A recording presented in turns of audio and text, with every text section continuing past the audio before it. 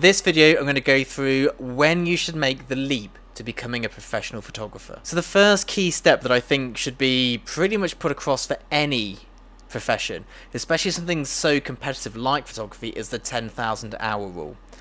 And I am a true believer of this. I think most tasks or most skill sets require 10,000 hours of quality work, not just 10,000 hours of clicking a button going, well, I've gone to a workshop every week for the last 5 years, I've hit 10,000, this finger's still going, 10,000 hours, I'm good to go. Not like that. It needs to be actually planned practice, and it needs to progress as well.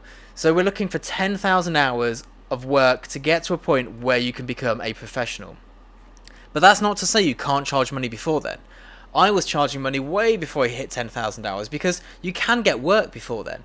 It's just to get enough work and to get enough work of the right quality, I think you need to be at a level, and whether that's photographically or in a business sense, where you have done 10,000 hours of work. Granted, some photography is very low quality, and perhaps you don't need to be 10,000 hours of photography work going into it, but you will probably need 10,000 hours of business work, 10,000 hours of systems work to make it work in such a way that you can be competitive. The next thing, and this is a really big thing because I didn't do this, is have some savings. Starting a business is fraught with issues. You might think you've got it all in hand, and out of nowhere your car dies and you need $5,000 or pounds to get it fixed or replaced or whatever it may be. You might not get any work.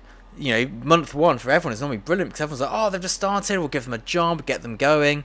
You know, you have a great month. Month 2 trickles down a bit. Month 3 you do not work. Month 4, month 5 still no work. Month 6 you do a couple of jobs and you break a camera. You've suddenly got $3,000 to pay out or £3,000 to pay out, and you haven't made enough money. So having savings will make your life so much less stressful. Before you go into photography, try and have at least 6 months of living cost savings. If you can have a year, even better. Don't do what I did. Don't go in there cold with no savings, no backup plan, and just praying to God it's going to work. It was the most stressful 2 years of my life, building a buffer, which meant that I didn't have to panic if something broke, if no jobs came through. And now I have lots of little passive income streams and lots of small things like the YouTube, the f-stoppers, studio rentals, all these little things which bring in very small amounts of money. But it means that if, you know, we've got Brexit around the corner in the UK, when that happens, I probably won't work for a few months afterwards because everyone will panic, but I don't need to panic myself because I have these little things in place to protect me, to make sure that I don't end up in some horrendous financial disaster. Before you leave your full-time job and get going in photography, make sure you have all of the equipment you're going to need for the next 3 years. Starting a business is financially hard enough, but then having the sudden death of a camera needing to spend $3,000, smashing a lens and needing an extra £1,000, £2,000 or dollars to replace it is something you can't really afford. Have your cameras, have your backup cameras, have lenses that have overlap. So when I started, I had a 70-200 but also an 85. So if my 85 broke, I used my 70-200, and my 70-200 broke, I panicked a bit and used my 85 and borrowed something to help me with the longer range stuff. But have these options in advance. Don't go into being a professional and then go, I don't have a spare camera, I'd better buy a spare camera. Then a few months later, well, my computer's not really up to scratch, I'd better do that. Do all of those big purchases whilst you're still in employment, whilst you're safe, whilst you have that security. Take your time. You're probably still getting paid jobs whilst you've got this full-time job. So use that money to reinvest into equipment, but be brutal with how you spend it. Make sure you're spending it on things that are actually going to show you a return on investment. So a good computer, a good storage system, good cameras, not the latest Canon 5D Mark IV, but maybe, you know, 3 5D Mark IIs if you're a food photographer. Brilliant cameras. They're about £500 each used. You know, don't go spending loads of money on brand new kit. Buy it used, but have multiples of them, so if one dies, you've got a backup.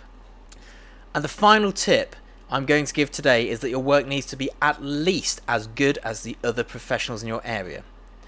They've been doing it for a long time. The chance of one of their clients going, oh, do you know what, they're great, this person's not as good but new, let's go and work with them, is slim to nil, and it's never going to happen. I see loads of people going, I'm going to be a photographer, but their work in their niche isn't as good as the current crop of photographers, and it's just not going to work. You have to be at least as good.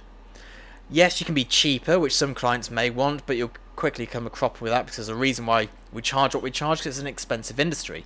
So you need to get to a level where you're as good, and having that self-awareness is really important. If you're struggling to work out whether you're good enough or not, Ask somebody who doesn't like you. Don't ask your friends, don't ask your families. Ask somebody who, everyone's got, that one person who hangs around who they think you're a dick. Ask them what they think. Don't ask the people like you. It's meaningless information. So I'm going, yeah, definitely give it a go, and then they're going home to their partner going, yeah, they're going to have a nightmare, it's going to be awful for them, but I didn't have the heart to tell them. Ask somebody who hates you.